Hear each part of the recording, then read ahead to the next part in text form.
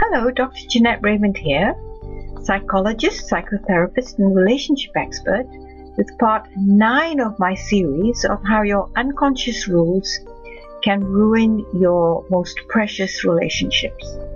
So today I'm going to tell you the story of a man in his mid-30s who had been brought up as one of 2 children. He was the eldest of 2, with an alcoholic and abusive father and an emotionally absent mother who was being abused by her husband. And this man was also ridiculed and mocked by his dad, and it was a very difficult childhood, to say the least.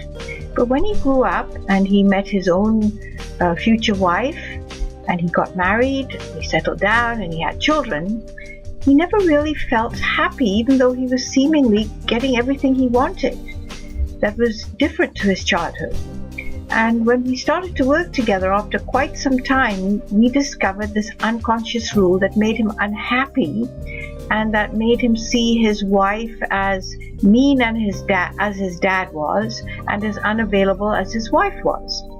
He had this unconscious rule that said that he must never be happy because he had this awful, abusive, traumatic, horrible childhood.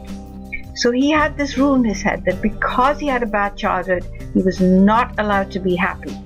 It was kind of a way that he decided he had to pay them back, because if he was happy, well, they get away with being abusive and mean and unavailable. So if he stayed unhappy and miserable and saw the world as a mean place, and the people around him as emotionally unavailable and uncaring, then, you know, it meant that he really did suffer in his childhood. It was kind of like a badge of honor. So he worked and worked and worked on that, and slowly he began to see that his wife wasn't quite as mean and unavailable as she sometimes appeared to him, and nor were his kids or me or anybody else. But then he had a second rule that became obvious as we kind of melted away the first one. And this rule said that, again, because of his awful childhood, he wasn't supposed to be involved in making himself happy, that other people had to do it.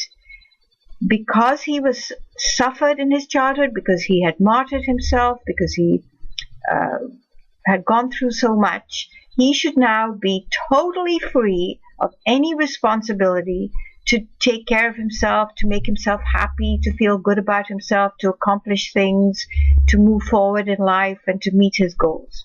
And so it was everybody else's job. And of course, you can imagine that everybody else did not fulfill this wish. So then he'd get miserable again and blame everybody else. So he was continually using these 2 rules to create a situation where he was cut off from the ones he loved, where he painted them as monsters, where they felt angry with him because they didn't feel like monsters. So there was tension, arguments, conflict all the time, and they would make my client feel alone, estranged, and why bother with relationships?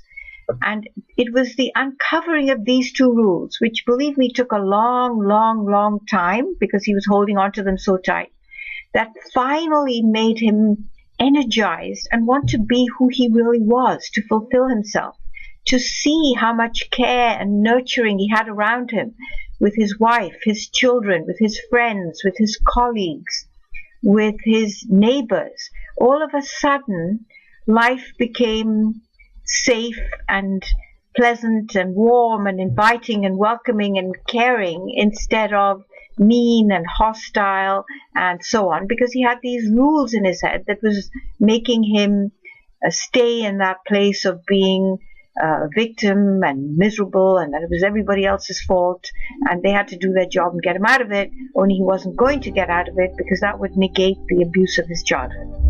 So these things are really difficult to get hold of when you're caught up in them, and it takes a long time, even in therapy.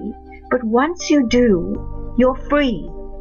You're free to be yourself and to enjoy all the love, care, attention, sympathy, empathy, nurturing that's around you, and let it fill you up so that you can be receptive and enjoy your relationships.